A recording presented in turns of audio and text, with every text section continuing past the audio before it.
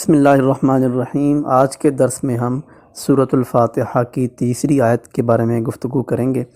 آپ اسکرین پر غور سے دیکھیے گا۔ بسم اللہ الرحمن الرحیم، مالکی یوم الدین۔ یہاں پر جو لفظ مالک ہے یہ اردو زبان میں بھی مالک ہی استعمال ہوتا ہے۔ کوئی بھی چیز جب آپ کی ملک میں ہوتی ہے تو آپ اس کے مالک ہوتے ہیں۔ آپ کا موبائل ہے تو آپ اس کے مالک ہیں، آپ جیسے چاہیں اس کو استعمال کر سکتے ہیں۔ تو لفظ مالک اردو زبان میں بھی ایسے ہی استعمال ہوتا ہے۔ اس کے بعد اگلا لفظ ہے یوم۔ یوم کا مطلب ہوتا ہے دن، اور اگلا لفظ ہے الدین۔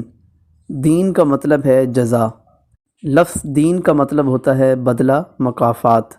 ایک حدیث پاک میں آتا ہے اعملوا ما شئتم کما تدین تدان، یعنی جو مرضی عمل کرو، لیکن یہ یاد رکھو کہ جیسا عمل تم کرو گے ویسا تمہیں بدلہ دیا جائے گا۔ تو لفظ دین کا مطلب ہوتا ہے بدلہ، جزا یا مکافات۔ اب اس پوری آیت کا ترجمہ یہ ہوگا، مالکی یوم الدین، جزا کے دن کا مالک ہے۔ یہاں پر جزا کے دن سے مراد قیامت کا دن ہے، اور اس آیت کا مفہوم یہ ہے کہ اللہ تعالیٰ قیامت کے دن کا مالک ہے۔ یہاں سمجھنے والی بات یہ ہے کہ مالک اس شخص کو کہتے ہیں جو اپنی تمام مملوکہ چیزوں میں جس طرح چاہے تصرف کرنے پر قادر ہو۔ تو اللہ رب العزت قیامت کے دن کا مالک ہے، تو اس کا مفہوم یہ ہوا کہ وہ جس طرح چاہے اس دن تصرف کر سکتا ہے، یعنی وہ چاہے تو سب کو عذاب دے اور چاہے تو سب کو معاف فرما دے۔ یہ اس کی مشیت پر منحصر ہے، کیونکہ وہ اس دن کا مالک ہے، اور مالک اپنی مرضی سے اپنی مملوکہ چیزوں میں تصرف کر سکتا ہے۔ اسی طرح مالک اس ذات کو کہتے ہیں کہ جس کا حکم نافذ ہوتا ہے اور رعایا پر اس کا حکم چلتا ہے۔ لیکن دنیا کے مالک اور اللہ رب العزت میں فرق یہ ہے کہ دنیا کے جو حکم نافذ کرنے والے ادارے ہوتے ہیں وہ کسی نہ کسی قانون کے پابند ہوتے ہیں، اور اللہ کسی قانون کا پابند نہیں ہے۔ اسی طرح ایک فرق یہ بھی ہے کہ دنیا میں جو فیصلے نافذ کرنے والے ادارے ہیں ان کا فیصلہ چیلنج کیا جا سکتا ہے۔ آپ کے ضلع کی عدالت نے اگر آپ کے خلاف فیصلہ دے دیا ہے تو آپ ہائی کورٹ میں چیلنج کر سکتے ہیں۔ ہائی کورٹ کا فیصلہ غلط ہو تو آپ سپریم کورٹ میں چیلنج کر سکتے ہیں۔ سپریم کورٹ کا فیصلہ بھی اگر آپ قبول نہ کریں تو آپ کے پاس ایک احتجاج کی صورت ہوتی ہے، آپ احتجاج بھی کر سکتے ہیں۔ لیکن اللہ کا فیصلہ قیامت کے دن ایسا نافذ ہوگا کہ اسے چیلنج نہیں کیا جا سکے گا۔ ویسے عام طور پر لفظ یوم کا مطلب ہوتا ہے دن، لیکن یہاں یوم الدین کہا گیا، یعنی قیامت کا دن۔ قیامت کا دن کتنا بڑا ہے؟ قرآن کریم میں ہے کان مقدارہ 50,000 سنۃ، یعنی اس دن کی مقدار ہمارے دنیا کے دنوں اور راتوں کے اعتبار سے 50,000 سال کے برابر ہے۔ وہ ایک دن 50,000 سال کے برابر ہوگا۔ یہاں ایک بڑی لطف کی بات ہے کہ یہ دن سب کے لیے برابر نہیں ہے، بلکہ کسی کے لیے کم اور کسی کے لیے زیادہ ہے۔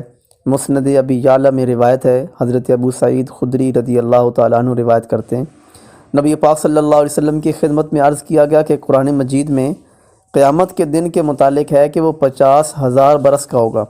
سرکار یہ دن کتنا لمبا ہوگا؟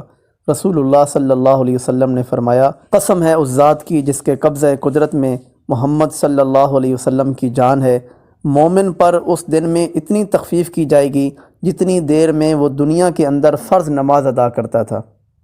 یعنی ایک فرض نماز ہمارے ہاں زیادہ سے زیادہ 4 رکعت ہے، تو 4 رکعت فرض ادا کرنے میں جتنا وقت لگتا ہے، قیامت کا دن مومن کے لیے صرف اتنی دیر میں گزر جائے گا۔ اب ہم آخر میں ان آیات کی ترتیب سمجھ لیتے ہیں۔ الحمدللہ رب العالمین الرحمن الرحیم مالک یوم الدین۔ ان 3 آیات میں پروردگار عالم کے 5 نام ذکر کیے گئے ہیں، اللہ، رب، رحمان، رحیم اور مالک۔ لفظ اللہ کا تقاضا یہ ہے کہ اس نے انسان کو پیدا کیا ہے۔ لفظ رب کا تقاضا یہ ہے کہ اس نے غیر محدود نعمتوں سے انسان کی پرورش کی ہے۔ لفظ رحمان کا تقاضا یہ ہے کہ اس نے انسان کے ان گنت گناہوں پر دنیا کے اندر پردہ رکھا، اور لفظ رحیم کا تقاضا یہ ہے کہ انسان نے اگر توبہ کی تو اللہ نے اس کی توبہ قبول کی، اس کے جرم کو معاف کر دیا۔ اور مالک یوم الدین کا تقاضا یہ ہے کہ انسان اچھے عمل لے کر اگر قیامت میں جائے گا تو اللہ اعمال صالحہ کی اسے جزا عطا فرمائے گا۔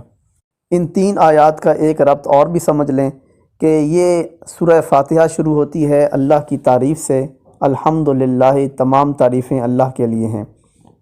دنیا کے اندر ہم اگر کسی کی تعریف کرتے ہیں تو وہ 4 وجوہات کی بنیاد پر ہوتی ہے۔ پہلی وجہ یہ ہے کہ اس کے اندر کوئی ذاتی خوبی اور کمال موجود ہے جسے دیکھ کر ہم اس کی تعریف کرتے ہیں۔ دوسری وجہ یہ ہے کہ ماضی میں اس نے ہم پر کچھ احسانات کیے ہوتے ہیں جس کی وجہ سے ہم اس کی تعریف کرتے ہیں۔ تیسری وجہ یہ ہے کہ مستقبل میں اس کی طرف سے کچھ انعامات ملنے کا ہمیں امید ہوتی ہے، توقع ہوتی ہے، اس بنیاد پر ہم اس کی تعریف کرتے ہیں۔ اور چوتھی وجہ یہ ہوتی ہے کہ کسی سے ہم ڈرتے ہیں اور اس کے ڈر اور خوف کی وجہ سے ہم اس کی تعریف کر رہے ہوتے ہیں۔ اگر ان چاروں وجوہات کو لیں تو چاروں وجوہات کی بنیاد پر اللہ سب سے زیادہ مستحق ہے کہ اس کی تعریف کی جائے، کیونکہ پہلی آیت میں پروردگار کا نام ذکر کیا گیا ہے، لفظ اللہ، اور اللہ اس ذات کو کہتے ہیں کہ جس کے اندر ساری کی ساری خوبیاں ذاتی طور پر کامل انداز میں موجود ہوں۔ تو اگر تم نے ذاتی صفات دیکھ کر کسی کی تعریف کرنی ہے تو اللہ اس کا مستحق ہے، اس لیے اس کی تعریف کرو اور کہو الحمدللہ۔ اور اگر تم اس وجہ سے تعریف کرتے ہو کہ ماضی میں کسی نے تم پر احسانات کیے ہیں تو پھر ماضی میں اللہ رب العزت نے تم پر سب سے زیادہ احسانات کیے ہیں، کیونکہ وہ تمہارا رب ہے۔ ہم نے پچھلے درس میں کہا تھا کہ پانی کے ایک قطرے سے لے کر تمہاری تمام تر نشو و نما میں اللہ رب العزت نے تمہاری کس کمال انداز سے اور اپنی حکمت بالغہ سے تمہاری تربیت کی ہے۔ تمہارے لیے رزق زمین سے نکالا ہے، آسمان سے بارش برسائی ہے۔ اس نے تمہارے لیے گزشتہ ادوار میں بے شمار احسانات کیے ہیں، کیونکہ وہ رب العالمین ہے۔ لہٰذا اگر تم کسی کی تعریف گزشتہ احسانات کی بنیاد پر کرتے ہو تو اللہ سب سے زیادہ مستحق ہے کہ اس کی تعریف کی جائے اور کہا جائے کہ الحمدللہ رب العالمین۔ اور اگر آپ تعریف اس بنیاد پہ کرتے ہیں کہ مستقبل میں آپ کو اس سے انعامات ملنے کی توقع اور امید ہوتی ہے تو اللہ الرحمن اور الرحیم ہے کہ وہ تمہاری خطاؤں سے درگزر کرے گا۔ ایک انعام یہ وہ تمہاری توبہ قبول کر کے تمہیں جنت عطا فرمائے گا، ایک انعام یہ وہ تمہیں بخشش عطا فرمائے گا، وہ تمہیں اپنا دیدار دے گا، جنت کی بے شمار نعمتیں دے گا، حور و غلمان دے گا۔ تو مستقبل میں اگر کسی نے انعامات کرنے ہیں، اللہ اس بات کا سب سے زیادہ مستحق ہے کہ تم اس کی تعریف کرو، کیونکہ اس سے زیادہ مستقبل میں آپ پر کوئی احسانات نہیں کرنے والا۔ اور اگر تم کسی سے ڈر کر اس کی تعریف کرتے ہو پھر بھی اللہ سب سے زیادہ مستحق ہے، کیونکہ وہ مالک یوم الدین ہے، جزا کے دن کا مالک ہے۔ وہ چاہے تو تمہارے چھوٹے سے چھوٹے جرم کی پکڑ کر سکتا ہے اور تمہاری اس کی بنیاد پر سرزنش کر سکتا ہے، لیکن وہ کریم ذات ہے، وہ تمہارے چھوٹے چھوٹے گناہوں سے درگزر کرے گا، بلکہ وہ بڑے بڑے گناہوں سے بھی درگزر فرما سکتا ہے۔ اگر تم کسی سے ڈر کر اور خوف کی وجہ سے اس کی تعریف کرتے ہو تو پھر بھی اللہ سب سے زیادہ مستحق ہے کہ اس کی تعریف کی جائے، کیونکہ وہ مالک یوم الدین ہے، بدلے کے دن کا، جزا کے دن کا، قیامت کے دن کا مالک اللہ ہے۔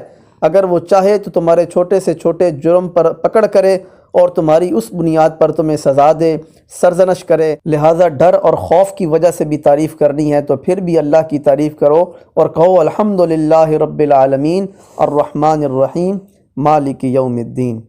بارک اللہ لنا ولکم فی القرآن العظیم ونفعنا وإیاکم بالآیات والذکر الحکیم۔